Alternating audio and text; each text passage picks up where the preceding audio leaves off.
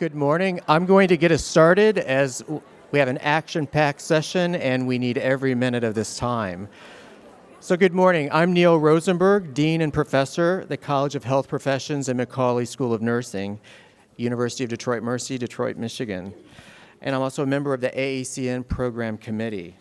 It's my pleasure to introduce our speakers, the chairs of the AACN Essentials, the Revision Work Group, Jean Giddens, Dean and Professor, Yingling Endowed Chair, School of Nursing, Virginia Commonwealth University, Richmond, Virginia. Cynthia McCurran, Dean and Professor, Kirchhoff College of Nursing, Grand Valley State University, Grand Rapids, Michigan. And John McFadden, Dean and Professor, College of Nursing and Health Sciences, Barry University, Miami, Florida. Please join me in welcome our AACN Essentials Work Group chairs and Essential Task Force members. Thank you. Thank you. Good morning. We are so excited to be here and share the work that we've been doing. We have a lot to share, so we're going to get started right away. And we've already done this first slide in terms of introducing who the task force leaders are that represent the deans, but I want to be sure and lift up the excellent consultants that we have, Nancy DeBasio, Jean Bartels, and Linda Caldwell, who I believe is not here yet with us, but joining us later in the meeting. Serving as our AACN board liaison has been Christy Shelton, so we're very grateful for that work. And our staff liaisons from AACN, Joan Stanley, Kathy McGuinn, and Rick Garcia. What we're going to do today is provide you with an overview of the background for what has gotten us to the work and the success that we have up to this point. We will be sharing our framework and conceptual model that has emerged from all the listening and data collection and deep diving into all sources of resources.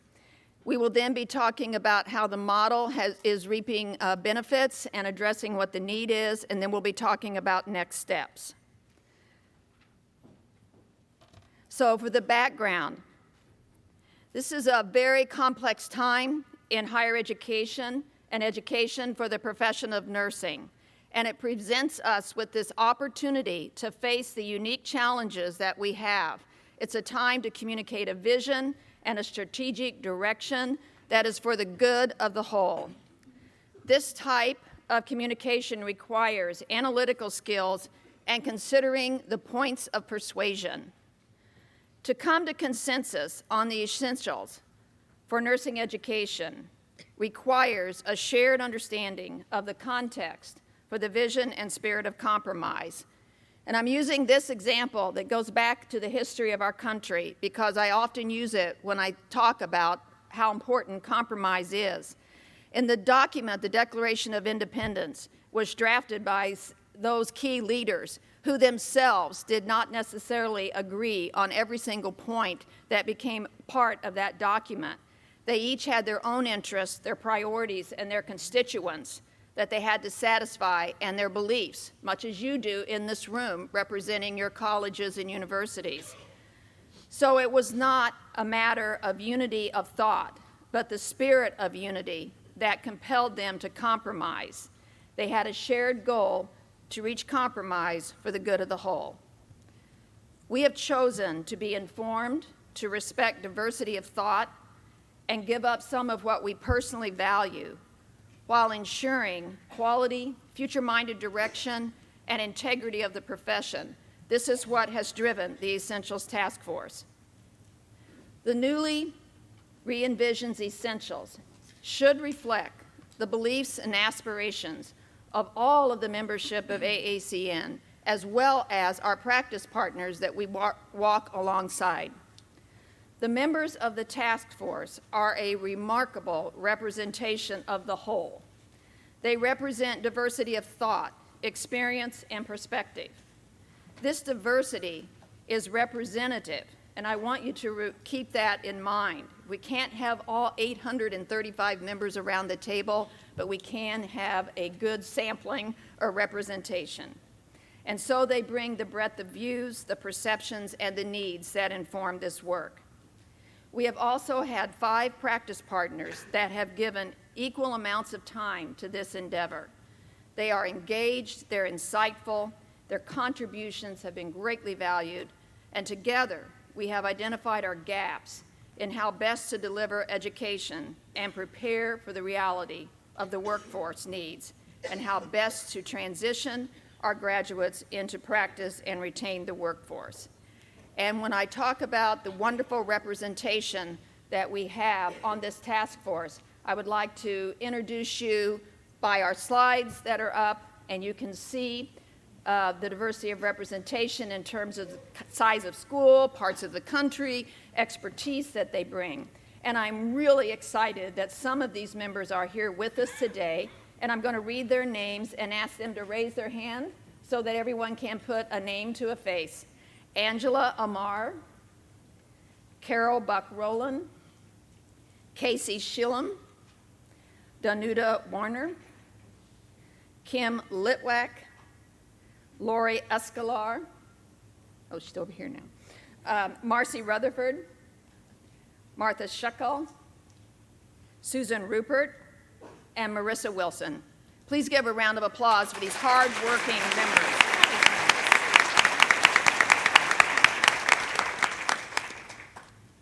So I'm going to move into the background and the input that we've received that has gotten us to where we are today. I want you to know the task force is listening.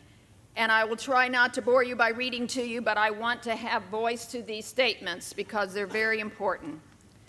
From our colleague from Wellstar Health System, Jill Case Worth, I never knew there were documents called the Essentials that could provide insight into the expectations we should have of BSN graduates. We could build on that. Instead, we start at the lowest common denominator. From Rachel Start, an active practicing colleague at Rush Oak Park Hospital, I am not routinely getting new graduates that understand population health, care coordination, or that are comfortable functioning in environments other than acute care. With volume shifting so significantly, the need to have toposcope of practice is vital to ambulatory and community settings. Rachel also shared concerns about the NCLEX, which does not at this time hold graduates accountable to emerging areas of population health. She talked about social justice. There should be an emphasis on social contract. Rising generations of students will embrace social change as related to equity and justice. If we are not fixing the dysfunction in healthcare, then we are not contributing to our societal contract to promote health in exchange for the power to self-regulate. Other statements that have come from our practice partners. Our turnover is troubling. Nurses are leaving the profession because they are unable to deal with conflict, with the unexpected challenge in the reality of the workplace. They often are seeking a Monday through Friday 8 to 5 job. Nursing is seen as not as a career, but as just a job, and they're just simply not prepared for the real world. They identify that they have undeveloped or underdeveloped skills around coping, resilience, interpersonal skills, and leadership. There is a specific need to underscore self-care to prevent burnout. We have a serious concern for mental health and wellness in our system, again shared by Rachel and Oak Park. Our colleague Susan Mullaney, who is with United Health Group, there is inconsistency among graduates across all degree levels in terms of knowledge, skills, and abilities. There is variability in the length and expectations of educational programs. We are not sure what your product is. And if there is a difference between the ADN and the BSN prepared nurse, this needs to be evident. The BSN should be held to a different scope of practice. Susan also shared, if all programs are accredited, and that is the measure of quality of a program, how can there be variability in the product? How can we know a good program? How can we be assured of return on investment for tuition that we're investing? We've also listened to you, those of you in faculty and educational positions. Some of the thoughts that have come to us since our first report out to you last March. We have concerns about using the competencies derived from the biomedical model of Englander if the domains prevent the explication of that which is uniquely nursing. Nursing's disciplinary knowledge must be clearly reflected in this emerging document. We have a question if we become too focused on the study of knowledge that forms the foundation for diagnosis and treatment of illness. Also from faculty partners, being silent and unknown is a persistent problem in nursing. Nurses cannot broadly articulate that which is uniquely the discipline of nursing. They cannot convincingly differentiate between the technical and the professional levels of practice to discern between the ADN and the BSN prepared nurse. And in an effort to meet consumer demand for RN BSN education, often thought of as quick, easy, and lower cost, have we diminished the quality of the BSN degree? And is there an impact on the profession as a result? Other thoughts from our faculty partners was around the whole area of informatics and communication technologies. This is something that undergirds all of the areas that a nurse will practice in, and yet our own faculty development and our ability to know how to teach and level these competencies has been a struggle. So this has been clear that this needs to be front and center in these documents. It can no longer be considered just a specialty area, but has to form the basis of nursing practice. These are the thoughts that have really been driving the work that we have been doing. And now my colleague, Jean Giddens, will be talking to you about what is the result of our reaction.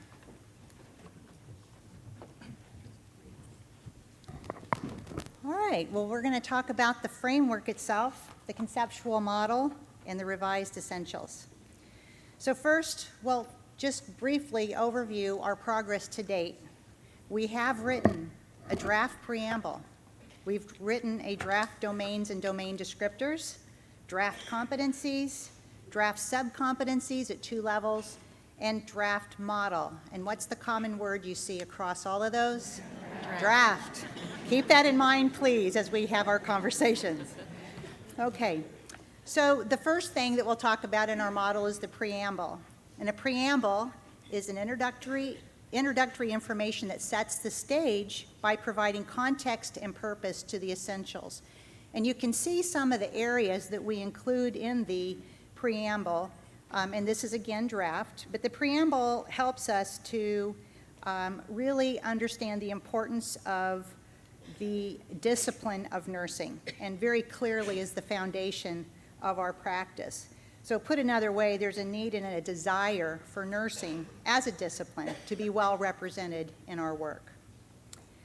We also have in our conceptual model domains and domain descriptors. And a domain is a sphere of knowledge or a grouping of like elements and provides the overarching structure to the framework.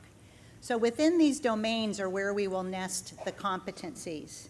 And you can see that there is a definition of domains provided by Englander, broad distinguishable areas of competence that in the aggregate constitute a general description or descriptive framework for a profession.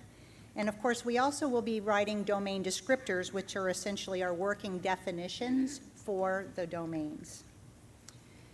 Now, last March, we had a presentation with the dean members, and we presented the proposed domains that we were starting our work from, and these are the 8 domains that were proposed by Englander, or are proposed by Englander.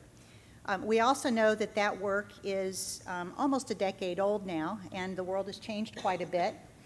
And so we went into this with an ideal to maintain consistency with those domains so that we had consistency across healthcare education, but we also wanted to maintain openness to revise these if needed to reflect the discipline of nursing. So through the summer, we did work through these, and we found some of these domains worked perfectly well and some needed some attention or maybe some adjustments to. So we did come up with a revised set of domains, and these domains, many of them are the same. We have a few that we have revised, and there are a few that we have added. We have, for example, one of the domains from Englander was practice-based learning and improvement. That became safety and quality. So it's not that there wasn't safety and quality competencies in the original framework, but it was very hard to tease those out in a very visible way. So we felt very strongly that this needed to be its own domain. So in addition to domains, one of the things we want to recognize is there are a lot of constructs and concepts that are found within each of the domains and across the domains. So examples, not limited to, but examples of some of the constructs that you'll see once we start looking at competencies include equity and inclusion and diversity and cultural sensitivity, social determinants of health, communication, and ethics. These are all embedded across. So you will see these, they just may not be visible when you look at domains and domain descriptors at this point. So the next thing I want to do is show you then how this all starts coming together. So I'm going to take one domain, and we're going to pick on domain 5, safety and quality. And so you can see here that the task force has identified a name, and we have also come up with a descriptor. And that descriptor, again, is the definition, so that we all know what it is that we're trying to represent within this domain. Then within each of the domains are competencies. So again, the competencies are held by the domains. If you think of the domains as the big category, then competencies fit within. So what do we mean by competencies? And I know some of you know quite a bit about competencies, some of you maybe less so. But a competency is an observable ability of a health professional integrating multiple components such as knowledge, skills, values, and attitudes. Since competencies are observable, they can be measured and assessed to ensure acquisition. And that's a definition we're using and staying with from Englander. So how are these competencies used within our curricula?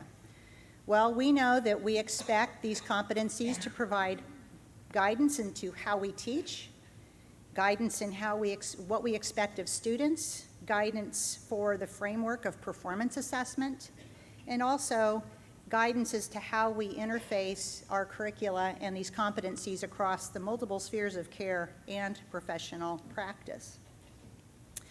So how do we look at these competencies within the domains? So this next slide shows you the domain name, safety and quality, the descriptor that you saw earlier, and for this particular domain, you can see that there are 3 competencies.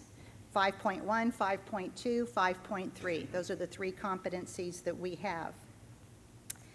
One of the things that you should notice about these, if you're able to read those, is that the competencies are written in very short statements. And we do this intentionally without a lot of qualifiers, because when you start adding qualifiers for every single statement, the competencies themselves become cumbersome and complex. But we also know that we have a need to be clear about what we mean by those short statements without the qualifiers. So to address that, we have added a preface, and we haven't added them yet. We're in the process of writing prefaces for each of the domains, so that when you read these very short statements, people aren't thinking that we're not considering the whole of what that statement represents. For example, putting in phrases like we're going to do X, using best evidence, student or patient-centered, culturally sensitive, blah, blah, blah. You can start adding all these phrases onto these, and then they get really a little bit messy. But they will be there represented, of course, through those prefaces and the domain descriptor. So next, let's talk about subcompetencies.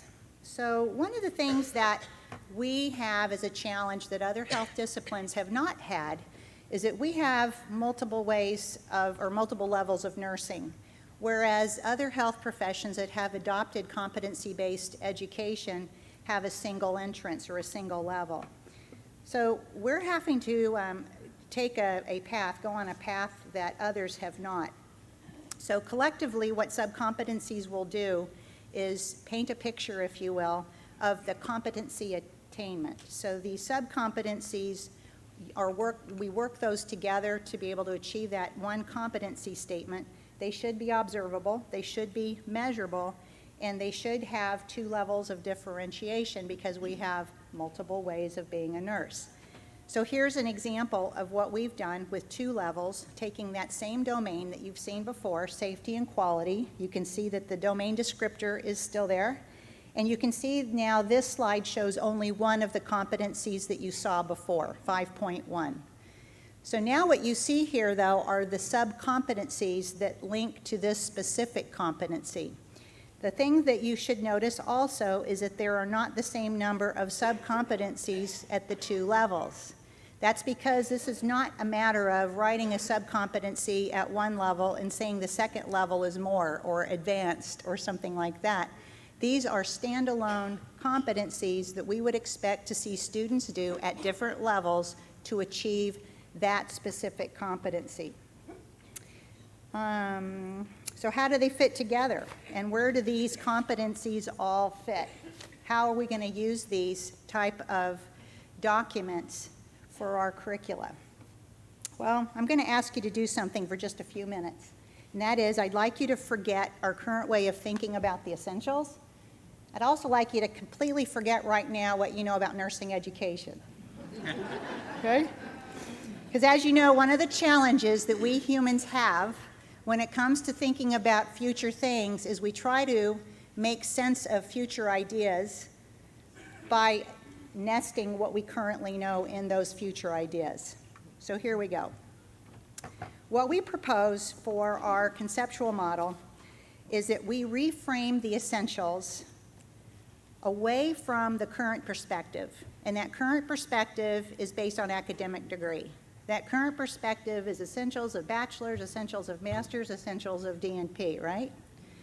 And what we propose is that we instead focus the essentials of education of nurses on a paradigm based on competencies and competency assessment at 2 levels. Level 1 represents entry into professional practice.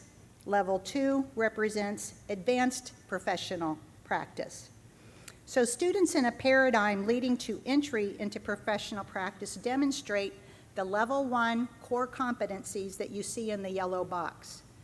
Some students in level 1 may also complete additional competencies, or they may get a badge or a certificate of some kind. Level 1 is not only a focus on learning to become a nurse, but it's also learning the discipline of nursing. So this really helps us separate out and learning the values of the discipline. So this really helps us separate out the difference between a technical and a professional nurse that we have been told we need to differentiate. Knowledge in the discipline is built in level 2. So what you see in level 2, this is for the advanced professional practice. Students apply and generate knowledge in their advanced roles. A student pursuing advanced professional practice completes level 2 competencies, the core competencies, again in the yellow box on the top. And in addition, depending on what kind of academic program they will also complete additional competencies as dictated by other entities. And you can see some of the specialty requirements or competencies of other groups such as NOMF, I don't know if you can even see them, AONL, COA, and so forth. So we already know that our practice part, oh, and one other thing, we don't want people to interpret the language of advanced professional practice equates only to advanced practice nursing. We're talking about this on a more global level so that advanced professional practice represents advanced professional practice on a large scale, if that makes some sense. So how do these competencies interface with academic degrees? Well, we already know that our practice partners don't know what our product is. We heard that loud and clear. So we have to own that. And that's because we are, admittedly, a bit of a mess in nursing education. The multiple degree paths not only confuse our patients and our employers, but at the end of the day, if they don't understand what a bachelor's degree is or a master's degree, then our degrees probably don't mean anything to our employers. So again, we propose that the degrees are secondary and the competencies lead our educational efforts. So a graduate should be known for the achievement of the competency levels and other competencies they have earned as the primary driver of what they know and what they do, and the completion of the number of academic credits helps us determine the academic degree to attach to them. And our spoiler alert that you already know is the multiple degree paths in nursing education is very messy and very confusing. So I think we have this opportunity with this new conceptual model to hit the reset button. And so by hitting the reset button, you probably were wondering, because now we have to come back to reality, well, where do our academic degrees fit here? So here's an example of how we might look at this.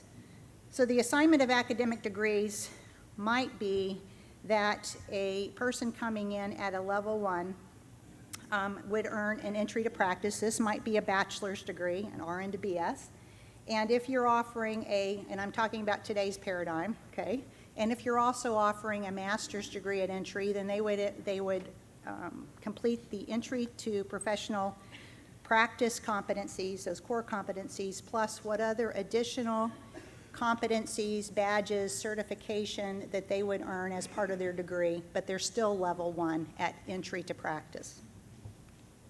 Advanced professional practice core competencies build on entry, and they are robust, and they do support doctoral education. Anyone in advanced level will have first demonstrated competency in level 1. Level 2 could represent master's education, and it can represent doctoral education. So you may wonder, well, how would that be? Well, I think it depends on how the programs articulate this. But clearly, if you have a generic master's degree, the level 1 competencies would be a good fit. I'm sorry, the level 2 competencies, the core competencies, the yellow box. If you're offering nurse practitioner or nurse leadership or informatics or some of these other areas of specialty, then completing those advanced professional practice core competencies with the specialty competencies could lead to probably a doctoral degree or a master's degree, depending on the number of academic credits that are assigned to that particular program. Now, I know right now you're thinking, oh my gosh, how does this work? We have a lot to discuss, but this is the direction that we'd like to see our profession go with our academic education model, and we know that we will continue to talk about this in the months and probably years to come. I'm going to turn this now back over to Cynthia, who will talk about benefits. So we're trying to bring you along with how we have evolved in our thinking. Trust me, this has been many, many hours of conversation, going back and forth, iterations of thoughts, what we actually finally get down on paper. But if you come along on the journey with us, it's so much better than just getting a document at the end and saying, here, I hope you like it. So I hope that you're really embracing this opportunity to try to understand how we're going along. And so what does that mean in terms of benefits? Well, we are listening, so anything that you want to continue to share, we're listening. We have become deeply informed and will continue to do that. And we hope that this conceptual model and framework that's been shared reflects our intentional response to that. So just quickly to give you an example, if we go back to what the themes were of some of those quotes that I shared when we first started this presentation, the concern about variability in program length, scope, expectations, quality, inability to articulate that which is uniquely the discipline of nursing, and differentiating between our degrees is being addressed by this approach. The domains, the domain descriptors, the competencies, and the subcompetencies are co-designed with practice to promote and validate their relevancy. The educators and the practice partners agreed on the importance of a uniform standard of what graduates should know and be able to do, and the competencies are meant to reinforce this. It's entrenched in a model of learning that requires validation of competencies, meaning they are observable and measurable. And graduates will be able to articulate that, therefore, that is uniquely nursing and to differentiate their practice.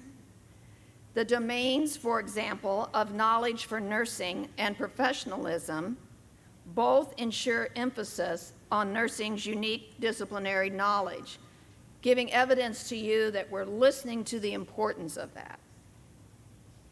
And from Marge Wiggins, who has been an incredible practice leader with us as well from Maine Medical Center, she's had this to say about the work. I would say the domains, competencies, and subcompetencies developed in partnership with practice partners proves a strong basis for the practice of new graduates. The clarity and consistency of undergraduate nursing education provides a foundation to build upon as they transition to practice. As well, this will facilitate a more stable population of new nurses, more likely to adapt and stay in nursing in today's highly complex healthcare system. Rachel Stark from Oak Park Hospital, it is my desire that we create clarity in our profession. Having so many areas of entry weakens our voice in the clinical and advocacy arenas.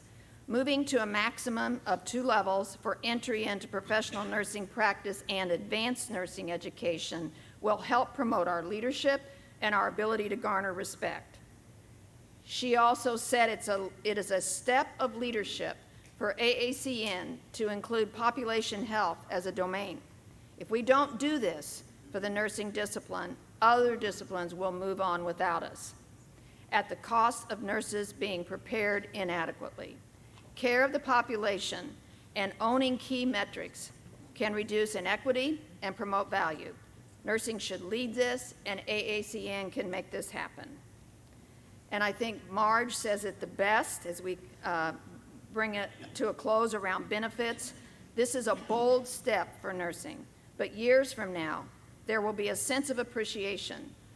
Nursing was advanced by planning for the future through advancing education. Time will show that we will be an even stronger profession for the people that we serve. And now my colleague John will talk to us about what next steps are going to be.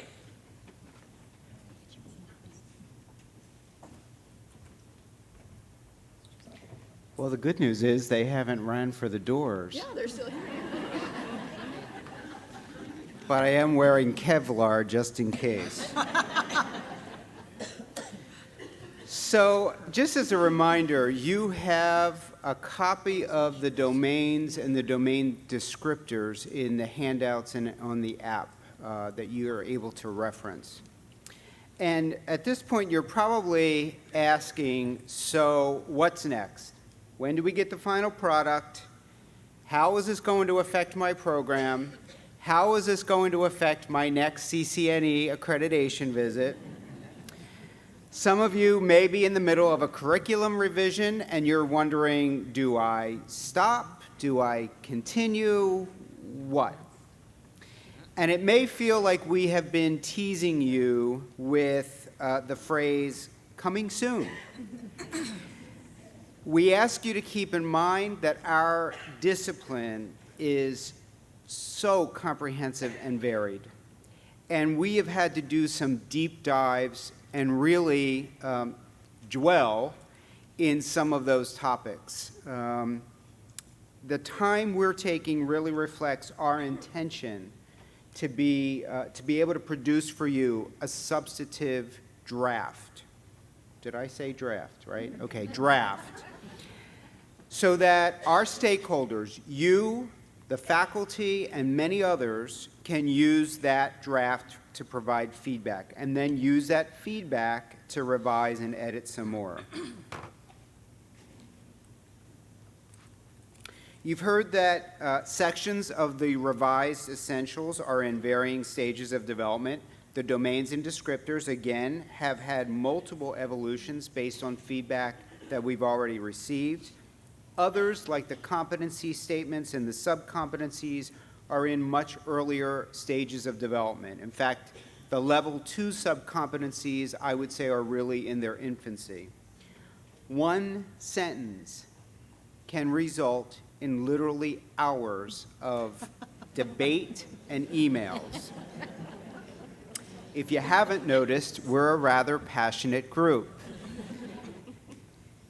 It's not hard for us to find words to express ourselves, and knowing that we have 3 days of meetings ahead of us, we know there's going to be edits by the time we convene again on Tuesday afternoon and on Wednesday of this week. So the rewriting is going to continue throughout the fall and the winter. And during the fall and winter, we will continue to write the introductory text, which we've been referring to as preambles or introductions, similar to what's in the current essentials. We continue to struggle with what we call the intersection of degrees, and we realize that our institutions set their own standards for degrees and their own curricular requirements. We are not going to dictate that to you. We've heard that loud and clear. We're also committed to addressing the issues that have been raised by our practice partners, the public, and even many in our profession when they say there is inconsistency among our graduates across all degree levels, and there is variability among our graduates with the same degree and credentials. And frankly, if you're like me, for 35 years, I have become very tired of hearing a nurse is a nurse is a nurse, because it's not true. So we are trying to be bold about how we address this. We also recognize that many of our partnering specialty organizations have set their own competencies and expected outcomes and program requirements. We're going to fold those into this project. We are not going to recreate those. So hopefully, that helps you grasp the magnitude of the work immediately ahead and what we'll be doing the remainder of the fall and the winter. During the winter and early spring, shifting out a little bit more in the intermediate range, we hope to have the drafts of the preambles, the competencies, the sub-competencies in a form that are very shareable, and we will continue to present and receive feedback from as many of our constituent groups as possible. And we will be using as many variable platforms as possible, face-to-face, electronic, virtual, webinars, surveys, etc. In addition to the slate of conferences for AACN, AACN member schools are being asked to host a national faculty meeting sometime between November 25th and January 15th. Now, if you hold it on the 17th of January, nobody's going to smack your hand. The date and the time is up to you to decide. What we're asking you to do is bring your faculty together. We are going to provide you with a list of talking points, some questions, a video to jumpstart the conversation and introduce our work, and we will also provide a mechanism for collecting feedback. Additionally, the task force will host a series of regional meetings to engage with those of you in various parts of the country who make up our community of interest, because it extends beyond nurse educators and faculty members.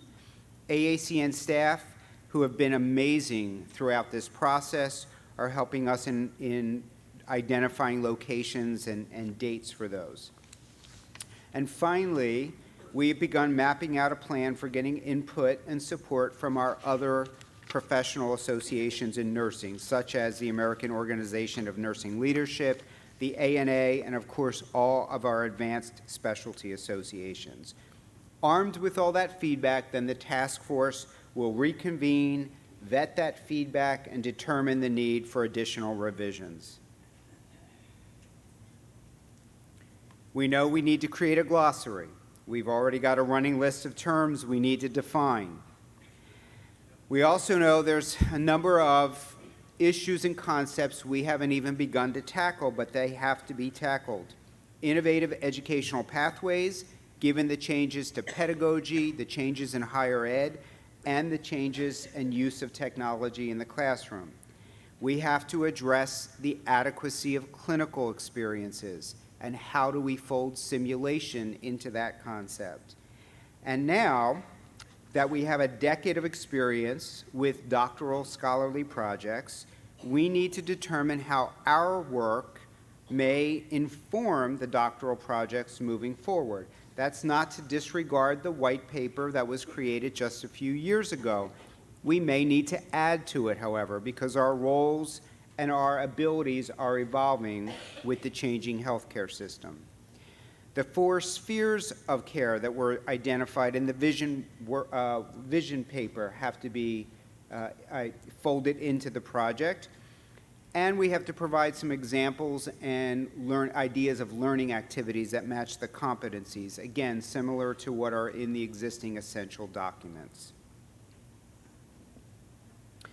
So beyond the goals we've set for the winter and spring, we will continue this rewriting and incorporating feedback into the document, very much in a fashion that is eerily similar to Husserl's phenomenological inquiry,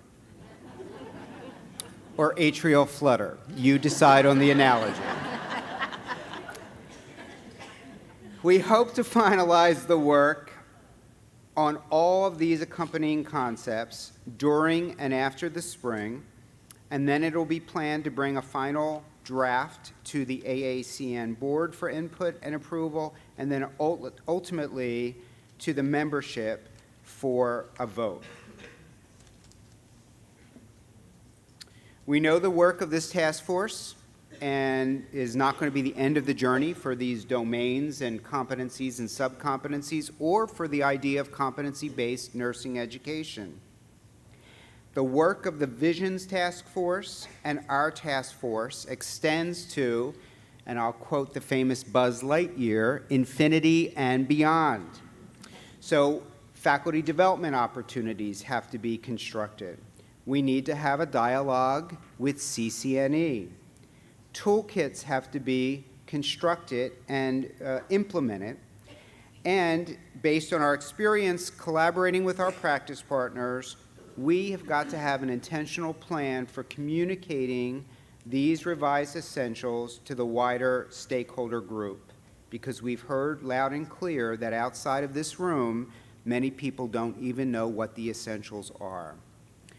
So, of course, every good plan has to recognize that obstacles could be thrown our way. The good news is we have an incredibly committed and talented task force. We have a group of consultants who bring wisdom, especially when we get into the weeds. And I have to say that the staff of AACN has been amazing, keeping this engine running while Jean and Cynthia and I try to keep our day jobs, and we're not giving them up anytime soon.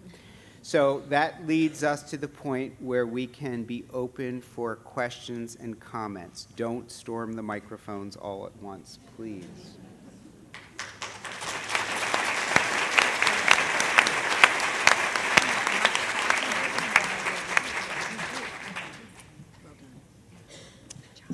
So Janie Heath, University of Kentucky, also the chair of the Doctoral Planning Committee for the conference in spring. I just have to say, mega kudos, honestly, each and every one of you. I mean, really, truly.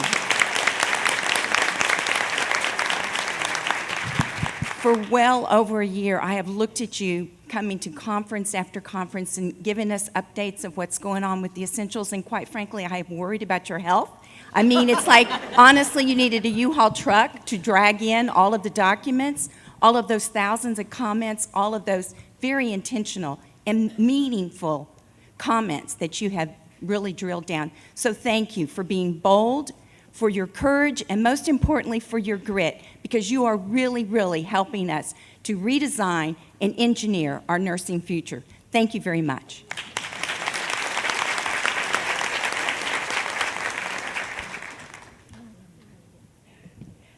Nelda Godfrey, University of Kansas. Congratulations on outstanding work. I appreciated your analogy, John, to atrial flutter. None of us want this to move to AV dissociation. So I know you've been very calculating and very explanatory in terms of next steps and what we can do to help, but we should ask one more time, what can we do to help navigate rough waters to be able to advance our discipline in this way? So I'd like for you all to answer that for us.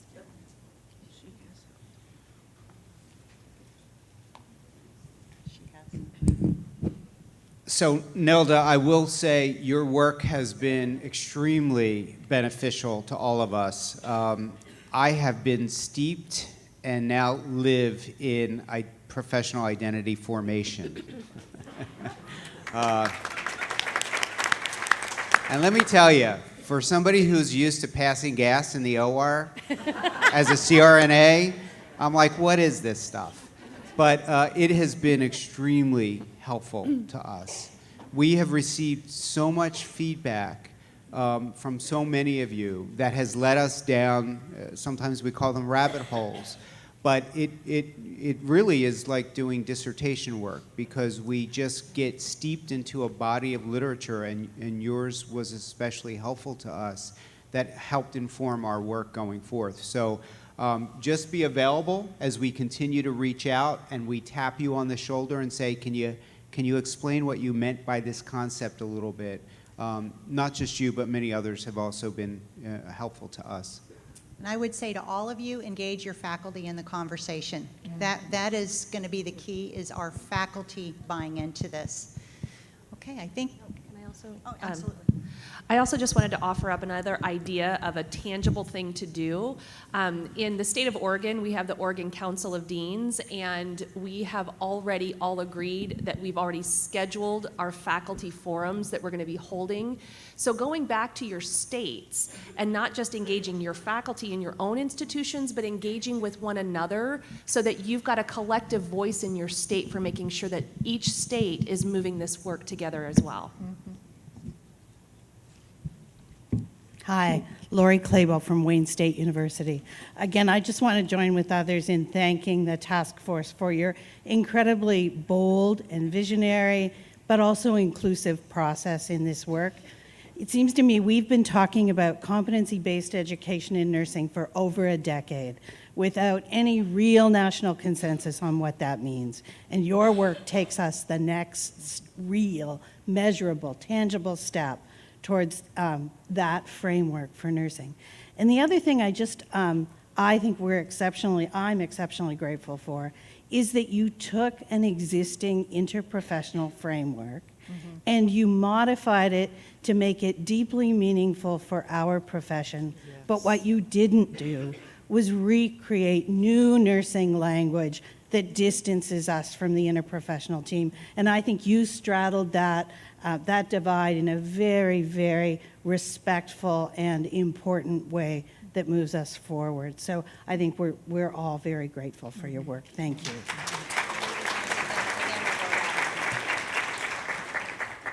This is Marion Broom from Duke. Wow. I think what you've done here is provided us with a framework that you've provided us the framework that we can lead.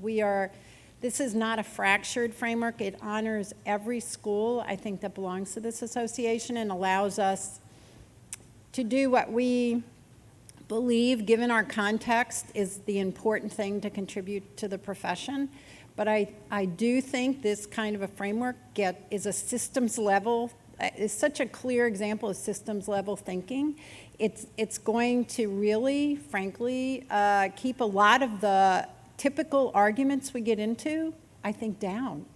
It really does give us a vision for the future, but still honors the expertise and the human and social capital in every one of our schools. And that will make our jobs as deans easier, right? Because we have to go back, as you said, and communicate what we've heard here to our faculty. And so I don't think I've ever been as inspired by a presentation, and I've been doing this for 15 years here. So I thank you. I know it's been a lot of work. Thank you.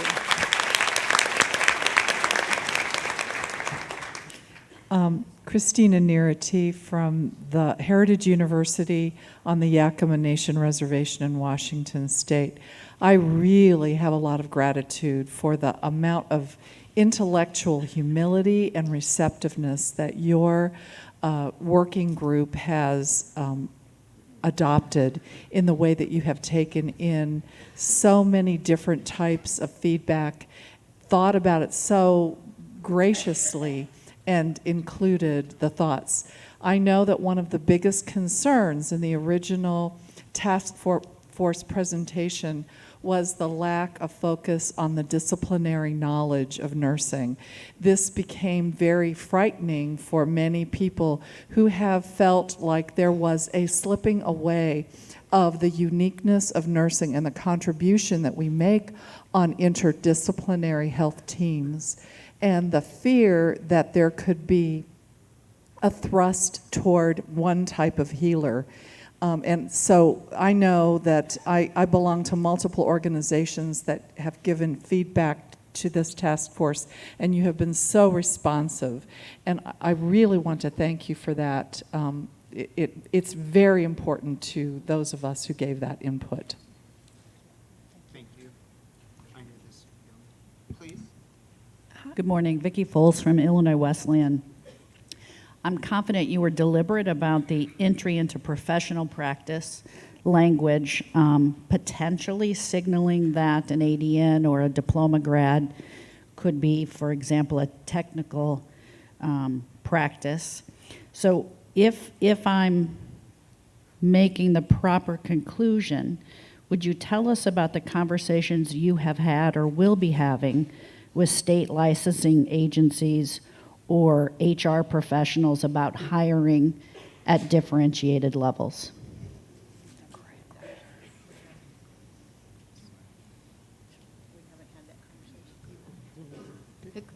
Well, we realize that there are a number of regulatory issues that make our work challenging, and that is kind of kept front and center for us as a context. What you're bringing up is one of those, and we will continue to work around them because we can't pretend that they're not there. So we have to inform, we have to have dialogue, and hopefully we can move the needle on some of those things that have not changed, if that helps. Hi, Kay Livesey from Western Carolina University. I'll echo the kudos. Great work, very exciting. I appreciate that you highlighted the need to look at intersections of degrees, much to the mention about what does that mean for an associate level or a diploma level preparation. But I also have to ask, where in your framework are the nurse scientists going to be? I didn't see a PhD preparation or a nurse scientist, and can we get some clarity about the DNP as a practice degree? Finally, dealing with accreditation issues, and most importantly, how are you going to help us to stop letting the market drive our profession, to denude the way we educate and the way we practice?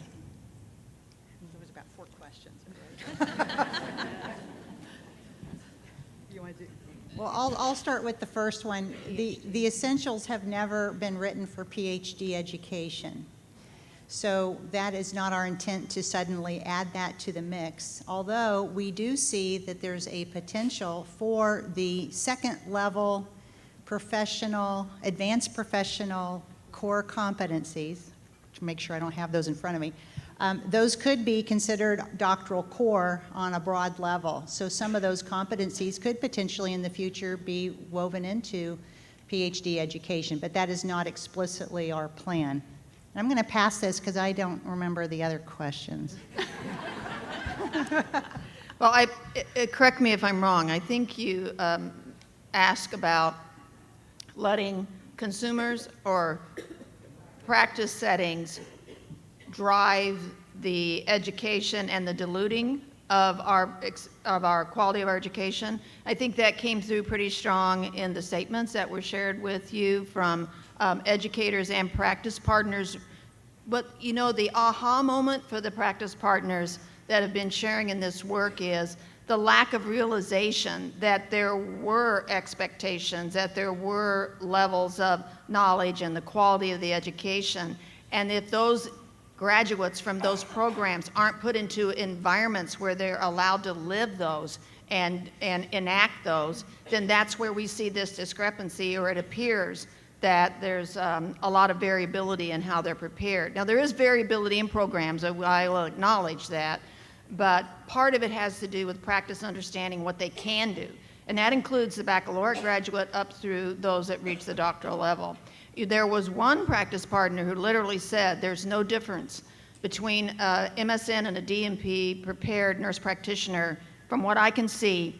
So I don't know why they spent the money to go to school, and we're not going to pay them any differently. So, wow, you know, it's like, well, we better correct that. So did we answer your question? Well, I guess my biggest question is, how do we, because we've been seen on the cost side of healthcare, not the revenue side of health, not the revenue side of healthcare, because it is a business which we do not teach our learners about. How do we resist those market forces? The market forces always drive towards the lowest common denominator. How do we protect our profession from that? Yep, It's very concerning for me. As we move forward in this new age of healthcare, we have an opportunity, but if we don't get our messaging together and get our preparation together, as you said in your slides, others will fill the gap because we can't articulate why we matter. It's a really good point, and I wish I had all the perfect answers, but one of our goals is that if we have consistency with these competencies, and they're measurable and standardized consistently across all of our programs, then there's not this perception, as John talked about, a nurse is a nurse is a nurse, and that you really do have reason and value to have nurses with different levels of preparation in your organizations, and then consider what that value brings, and would that drive advocacy around different reimbursement models. And John? If we do this right, my hope is that our practice partners will know the difference between a CCNE accredited school and one that is not, between a school that is an AACN member and one that is not. And that's where I think the market will drive the forces. Hi, Cindy Monroe, University of Miami. I was an early skeptic of this work, but I have to say that I think that this presentation really responds to what the members were concerned about, and it does respond to what the market and the practice partners are concerned about as well. Beautiful work. I think the difficulty and the beauty of it is that it will really guide everything else that comes next, like how do we consider doctoral projects? I think the fact that you're thinking about that now is really important, because I think this document will really have an impact that goes way beyond the essentials document. My question is this. I think the national faculty meetings are a fabulous idea. How quickly will the materials be available if we're beginning those meetings in November? We're working this week on those materials, recognizing that we have to get them out to you quickly so you can form, you know, the time and the agenda for your meeting. So we're hoping, I hate to put a timeline on it, but within the next week or two. Okay, and how will they be distributed? Will they be up on the AACN website, or where? Right, so will we know that? It'll be an email to all the member deans, and then there'll be links for the video stream, Okay, as well perfect. as all the materials. Thank you very much. Eileen? Eileen Breslin, UT Health Science Center, San Antonio. I just want to say congratulations. This is really a magnificent piece of work, and I want to commend you for paying attention to the discipline and the knowledge. I think one of the concerns we have all had about as we educate the next generation, that our nurses honor the legacy of all those who are creating the knowledge within our discipline. And as I'm sitting here, one of the words that I thought that is inherent in this document is the word innovation.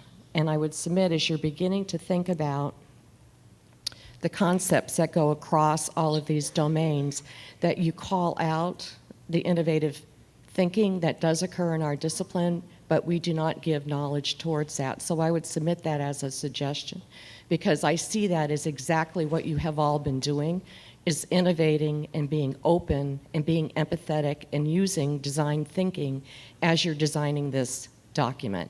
What you have done is really demonstrated for the entire group what design thinking is all about. So I want to say thank you for that. I also think that the competencies, as they are enacted in our graduates, are going to give the workforce the value-added proposition of nursing. And I think that it's through those competencies, as you are articulating them, are going to give our graduates the language and the voice so that they will be heard to make a difference in healthcare. So commend you. Thank you so much. Thank you. We're out of time.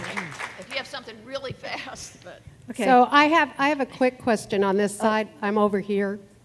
Carolyn Montoya, University of New Mexico. Again, kudos for the work. Here's the question. I really was appreciative of the clinical partner that recommended population health as a domain. So I would be remiss if I did not say this and say that instead of having diversity and inclusion as a concept, I'd love to see diversity and inclusion as a domain. Thank you. We are out of time. I want to be respectful of that, but every table has some index cards for you to include your questions, so we make sure that we have the opportunity to receive that. Tomorrow, we also have a session for more dialogue. So, oh, and like school discussions, right. So we'll be having more conversation the rest of this conference about this topic. Thank you.